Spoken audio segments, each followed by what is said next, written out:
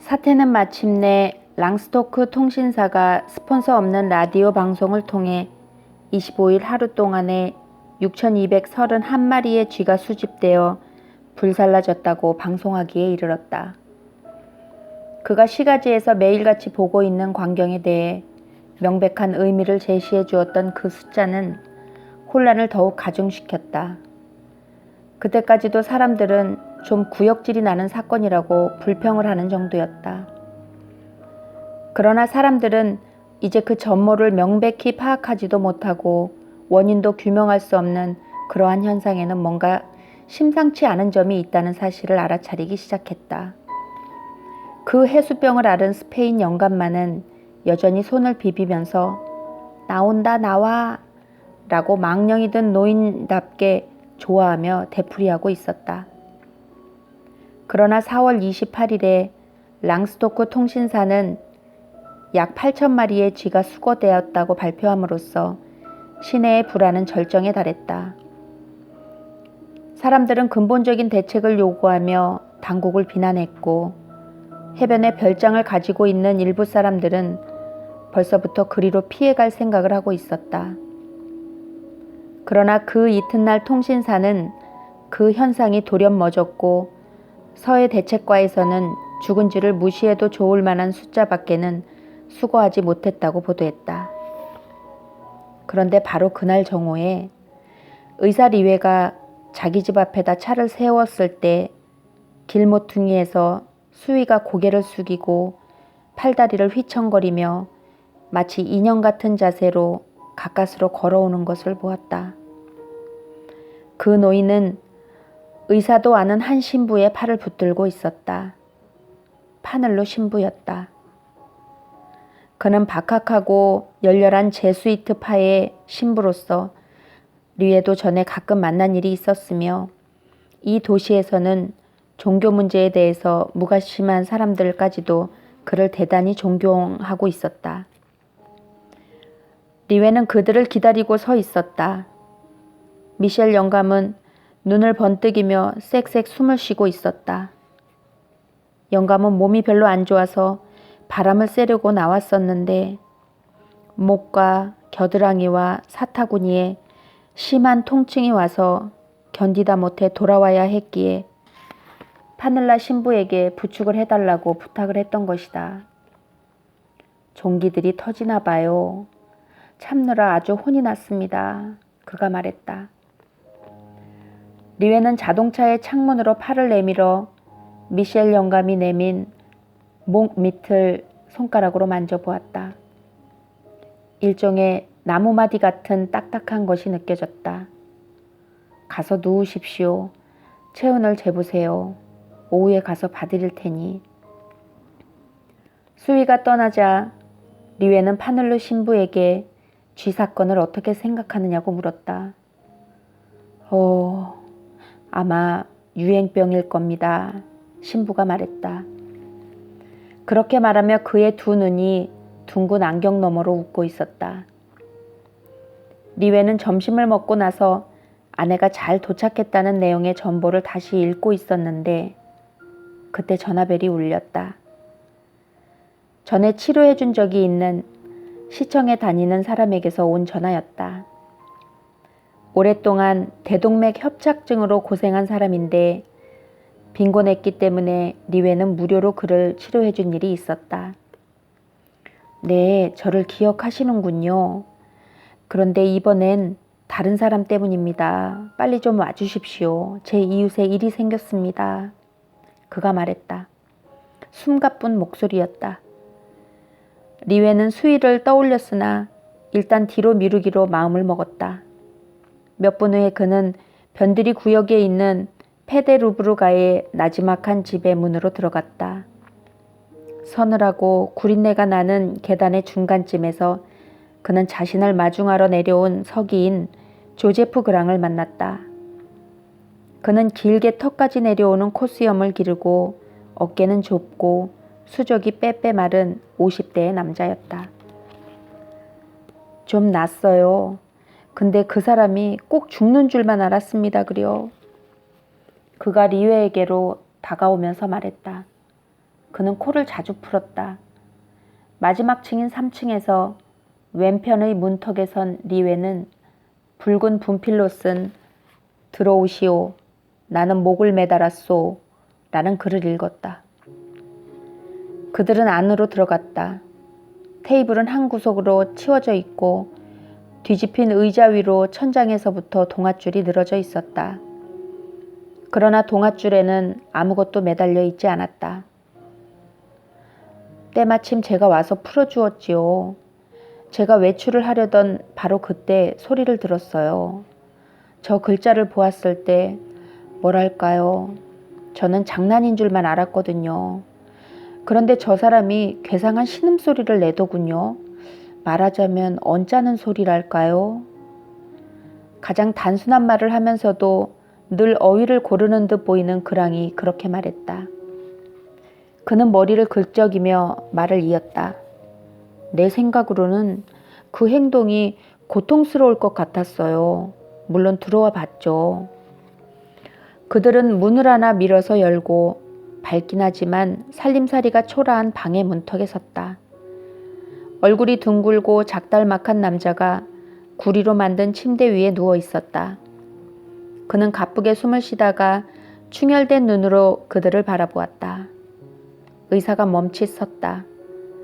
그가 숨을 내쉬는 사이사이에 간간히 쥐의 울음소리가 들리는 듯 했다. 그러나 방구석에는 아무것도 움직이는 것이 없었다. 리웨가 침대 쪽으로 갔다.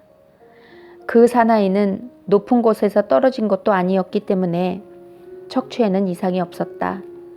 물론 얼마간의 질식 증상은 있었지만 X선을 찍을 필요는 없을 것 같았다. 의사는 강심제 주사를 한 대 놓고 며칠 내로 회복될 것이라고 말했다.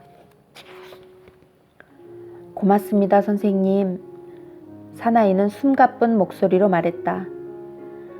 리웨가 경찰서에 알렸느냐고 그랑에게 묻자 그 서기는 낭패한 태도로 말했다. 아니요, 아닙니다. 내 생각에 보다 급한 것은. 그러나 그때 환자가 몸을 움직이더니 침대 위에서 일어나 아무렇지도 않으니 그럴 필요가 없다고 항의조로 말했다. 진정하세요. 대수로운 일은 아니니 안심하세요. 그리고 내가 신고를 해야 할 의무가 있으니까요. 리웨가 말했다. 아, 환자가 고통스러운 소리를 내질렀다. 그리고 그는 뒤로 나자빠져 흐느껴 울었다. 조금 전부터 콧수염을 만지작거리던 그랑이 환자 곁으로 다가서며 말했다. 자, 코타르 씨, 생각 좀 해봐요. 의사에겐 책임이 있는 법이요. 이를테면 만약 당신이 또 그런 짓을 하는 경우. 그러나 코타르는 울음 섞인 목소리로 다시는 그런 짓을 안 할 것이고 다만 순간적인 발작으로 그랬던 것이며 자기로서는 가만히 내버려 두기만 했으면 좋겠다고 말했다. 리웨는 처방을 썼다. 알았습니다. 리웨가 말했다. 그 일은 그대로 둡시다. 2, 3일 후에 다시 오겠어요. 그러나 실없는 짓은 다시 하지 마십시오. 리웨는 층계참에서 그랑에게 자기로서는 신고를 해야만 하는데 그 대신 경찰서장에게 그에 대한 조사는 이틀 후에나 해달라고 부탁하겠다고 말했다. 오늘 밤에는 좀 지켜봐야 하는데요. 그 사람 가족은 있나요? 모르겠습니다. 어쨌든 나라도 지킬 수 있습니다. 그는 고개를 끄덕이고 있었다. 저 사람을 잘 모릅니다. 말하자면 잘 안다고 할 수가 없지요. 그러나 서로 도와야지요. 리웨는 그 집의 복도에서 기계적으로 구석구석을 둘러보며 이 동네에서는 쥐들이 완전히 없어졌느냐고 물었다. 서기는 전혀 아는 바가 없었다. 사실 그런 이야기를 듣기는 했으나 그는 원래 동네 소문에는 과히 관심이 없는 편이었다. 딴 걱정이 없어서 그렇답니다. 그가 말했다. 리웨는 그때 이미 그랑의 손을 잡고 있었다. 아내에게 편지를 쓰기 전에 수위를 봐주려면 급했다. 석간신문의 거리 판매원들이 쥐들의 치매는 완전히 중지되었다고 외치고 있었다. 그러나 리웨는 환자가 상반신을 침대 밖으로 내민 채 한 손은 배에 또 한 손은 목덜미에 대고 몹시 괴로워하면서 불구스름한 담즙을 오물통에 개우고 있는 것을 보았다. 오랫동안 애를 쓰다가 거의 숨이 막힐 지경이 되어서 그는 다시 누웠다. 체온이 39도 5부였으며 목에 림프샘과 팔다리가 부어오르고 옆구리에 거무스름한 반점 2개가 점차 커지기 시작하고 있었다. 이제 수인은 뱃속이 아프다고 끙끙거렸다. 막 쑤셔요. 쿡쿡 쑤셔요. 숯검정처럼 된 입에는 말도 잘 안 나왔다. 골치가 아파서 눈물이 글썽글썽한 두 눈을 의사에게로 돌렸다. 수위의 아내가 아마 말없는 리에를 불안한 눈길로 보고 있었다. 선생님, 대체 뭘까요? 그 여자가 말했다. 여러 가지로 볼 수 있겠는데요. 그러나 아직 명확한 증세는 조금도 없습니다. 오늘 저녁은 굶기고 청열제를 쓰십시오. 물을 많이 마시도록 하고요. 마침 수인은 목이 말라붙을 지경이었다. 리에는 집으로 돌아오자 시내에서 가장 권위 있는 의사들 가운데 한 사람인 리샤르에게 전화를 걸었다. 아니요, 리샤르가 말했다. 특별한 일이라곤 전혀 없는데요. 국부적 염증을 수반하는 열 같은 것도 없었습니까? 아, 그러고 보니 몹시 염증이 심한 림프샘 환자가 둘 있었군요. 비정상이던가요? 저 아시다시피 보통 그런 환자는 리샤르가 말했다. 수위는 그날 저녁에 줄곧 헛소리를 했고 열은 40도까지 올라서 쥐 타령만 하고 있었다. 리웨는 농창고착 치료를 해보았다. 테레빈 주사에 타는 듯한 아픔에 수위는 소리쳤다. 아, 망할 것 같으니. 림프샘은 아직 부어 있었는데 만져보니 딱딱하고 줄이 서 있었다. 수위의 마누라는 넋을 잃고 있었다. 밤새 지키십시오. 마누라에게 의사가 말했다. 그리고 무슨 일이 있거든 나를 불러주세요. 이튿날인 4월 30일에는 벌써 푸르고 눅눅한 하늘에서 훈훈한 산들바람이 불고 있었다. 산들바람은 가장 먼 교회에서 오는 꽃향기를 실어다 주었다. 거리에서 들리는 아침의 소음은 여느 때보다 더 활발하고 더 즐겁게 들렸다. 한 주일 동안 겪었던 그 무거운 걱정에서 벗어나 이 조그만 우리의 도시는 봄날을 맞았다. 리웨도 아내의 편지를 받고 안심이 되어서 아주 경쾌한 마음으로 수위의 방으로 내려갔다. 그의 체온은 아침에 38도까지 내려가 있었다. 쇠약해진 환자가 침대에 누운 채로 웃고 있었다. 괜찮을 것 같군요. 그렇죠, 선생님? 수위의 마누라가 말했다. 더 두고 보셔야 해요. 그러나 낮이 되자 열은 갑자기 40도까지 올라갔다. 환자는 끊임없이 헛소리를 했고 다시 구토가 시작되었다. 목에 림프샘이 닿기만 해도 아픈지 수위는 될 수 있는 대로 목을 몸에서 멀리 떼어놓으려고 하는 듯이 보였다. 그 마누라는 침대 발치에 앉아서 두 손을 이불 위에 얹고 환자의 두 발을 살그머니 누르고 있었다. 그녀는 리에를 보고 있었다. 아주머니, 리에가 말했다. 주인을 격리하고 특수한 치료를 해야만 합니다. 내가 병원에 전화를 걸 테니 구급차로 옮기십시오.